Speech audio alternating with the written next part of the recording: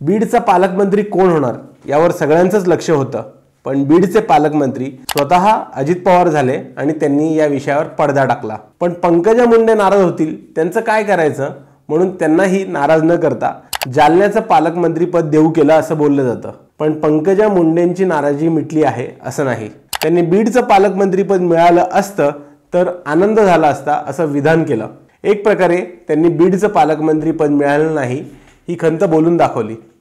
मात्र सोबतच जालन्याच्या पालकमंत्री पदावर पंकजा मुंडे असल्यामुळे त्यांच्या पुढे एक नवं आव्हान उभं असल्याची चर्चा राजकीय वर्तुळात रंगू लागली आहे।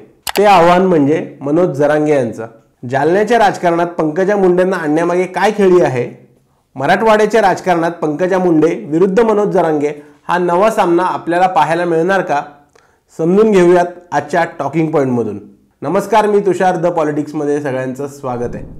आता तुम्ही म्हणाल जरांगे जालन्याचे कुठे आहेत? ते तर बीडचे आहेत। पण जरांगे बीडचे असले तरी त्यांचं पहिल्या नंबरचं प्रभाव क्षेत्र हे जालनाच आहे। त्याचं कारण म्हणजे मनोज जरांगे बीडच्या आसपास असलेल्या जिल्ह्यांमध्ये मराठा आरक्षणाच्या मुद्द्यावर बैठका घेत होते, एक दिवसाचं उपोषण करत होते।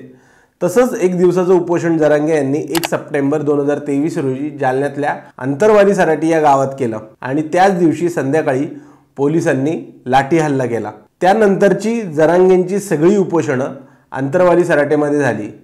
तेव्हापासून मनोज जरांगे यांचं नाव जालन्याशी कायमचं जोडलं गेलं। आता जालना मनोज जरांगेंचा बालेकिल्ला काय आहे आणि त्यांची त्या जिल्ह्यामध्ये ताकद किती आहे हे थोडं समजून घेऊ। 2024च्या लोकसभा निवडणुकीत महाराष्ट्राच्या अनेक मतदारसंघात धक्कादायक निकाल लागले। त्यातला सर्वात धक्कादायक निकाल होता तो म्हणजे जालन्याचा। रावसाहेब दानवे जालन्याचे 5 वेळा खासदार राहिलेले होते। ते नेहमी 1,00,000-2 लाखांच्या मतांनी निवडून यायचे। भाजपच्या प्रदेशाध्यक्ष पदाची धुराही त्यांनी सांभाळलेली आहे। ते अगदी केंद्रीय मंत्री देखील झालेले आहेत। अशा दानवेंना 2024च्या लोकसभा निवडणुकीत पराभव पत्करावा लागला। त्याचं महत्त्वाचं कारण होतं मनोज जरांगे।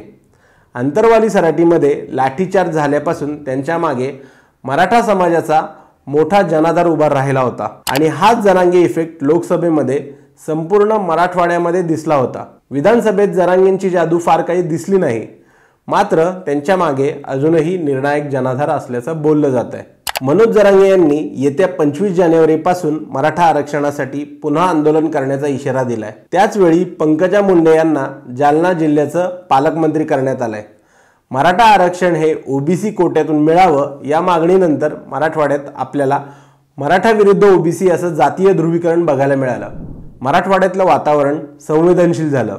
याचे पडसाद आपल्याला आधी लोकसभा आणि नंतर विधानसभा निवडणुकांमध्येही दिसले। पंकजा मुंडेंसमोर पहिलं आव्हान असेल ते म्हणजे प्रशासकीय कारभाराचं। जरांगेंनी पुन्हा मराठा आरक्षण आंदोलनाचा इशारा दिल्यामुळे मराठवाड्यातली आणि जालन्यातली परिस्थिती आव्हानात्मक बनू शकते।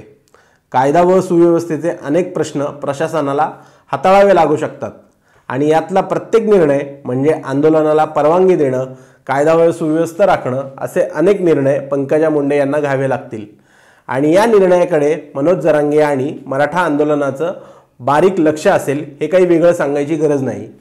म्हणूनच बीडचं पालकमंत्री पद जितकं आव्हानात्मक नाही तितकं जालन्याचं पालकमंत्री पद पंकजा मुंडेंसाठी आव्हानात्मक असेल। पंकजा मुंडे यांच्यासमोर दुसरं आव्हान असेल ते म्हणजे जालन्यात जातीय भेदभाव घडू नयेत याचं। मराठवाड्यात विशेषतः बीड, जालना आणि परभणी या जिल्ह्यांमध्ये संतोष देशमुख यांच्या हत्येवरून वातावरण संवेदनशील बनलंय। मराठा विरुद्ध वंजारी हा काही प्रमाणात शांत झालेला वाद पुन्हा उफाळून आलाय। मराठा आरक्षण आंदोलनानंतर अनेक लोकांनी आपल्याच जातीच्या लोकांशी व्यावसायिक संबंध ठेवणार अशा शब्दा खाल्लेल्या आपण पाहिल्या आहेत। त्यामुळेही मराठवाड्याचं वातावरण सगळं गढूळ झालंय।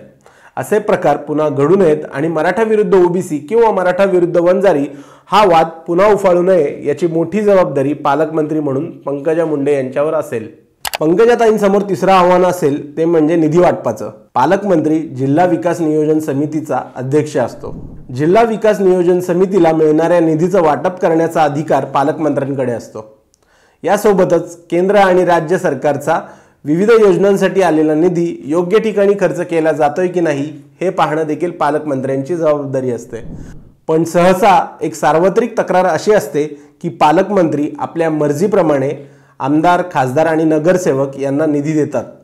आता पंकजा मुंडे निधी वाटप कसं करतात यावरही मनोज जरांगे यांचं बारीक लक्ष असेल। आता ही आव्हानं पंकजा मुंडे कशी पेलतील? मनोज जरांगे विरुद्ध पंकजा मुंडे असा सामना येत्या काळात आपल्याला बघायला मिळेल का? याबाबत तुम्हाला काय वाटतं हे आम्हाला कमेंट करून सांगा आणि द पॉलिटिक्सला अजूनही सबस्क्राईब केलं नसेल तर ते नक्की करा। धन्यवाद।